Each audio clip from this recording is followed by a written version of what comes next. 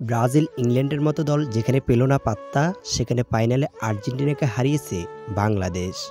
অবশ্য মাঠের কোনো ফুটবল নয়, তবে ফুটবল ভিত্তিক গণমাধ্যম ট্রান্সফার মার্কেট কোন দেশে খেলার জনপ্রিয়তা কতটুকু সেটা যাচাইয়ের জন্য এই টুর্নামেন্টের আয়োজন করে, যেখানে বিশ্বের বাঘা বাঘা দেশগুলোকে হারিয়ে আর্জেন্টিনার সাথে ফাইনালে ওঠে বাংলাদেশ। তবে ফাইনালে আর্জেন্টিনাকেও হারতে হয় বাংলাদেশের কাছে। বাংলাদেশ যে কী জিনিস এবার সেটা দেখল বিশ্ব, দেখল ফুটবল প্রেমীরা। তারা মাঠের খেলায় না পারলেও তবে তারা সোশ্যাল মিডিয়ায় করে দেখিয়েছেন কিভাবে বিশ্ব দরবারে নিজের দেশকে তুলে ধরতে হয়। একটি বাংলাদেশ, তুমি জাগ্রত জনতার, সারা বিশ্বের বিস্ময় তুমি, আমার অহংকার। হ্যাঁ, এই লাল সবুজের পতাকাটাই আমার আপনার অহংকার। আর সেই পতাকাটাই এবার বিশ্ব দরবারে তুলে ধরেছেন বাংলাদেশের ফুটবল প্রেমীরা।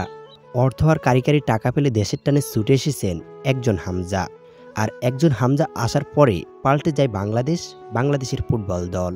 কিন্তু আপনাকে যদি বলা হয় বাংলাদেশ জাতীয় ফুটবল দল ফাইনালে আর্জেন্টিনাকে হারিয়েছে, সেটা কি আপনি বিশ্বাস করবেন? শুনতে অনেকটা গল্প মনে হলো, তবে হ্যাঁ, এটাই সত্য। ফাইনালে আর্জেন্টিনাকে হারিয়েছে বাংলাদেশ। আর সেটা যেমন তেমনভাবে নয়, আকাশ আর জমিন সমান পার্থক্য রেখে আর্জেন্টিনাকে হারিয়েছে বাংলাদেশ। এখন হয়তো আপনি ভাবছেন ফুটবল ইতিহাসের অন্যতম ফ্যান ফেভারিট শক্তিশালী দলটাকে কিভাবে হারিয়েছে বাংলাদেশ। তবে না, আর্জেন্টিনাকে হারিয়েছে বাংলাদেশ। তবে সেটা মাঠের কোনো খেলা নয়, বক্তাদের তালিকা থেকে আর্জেন্টিনাকে হারিয়েছে বাংলাদেশ।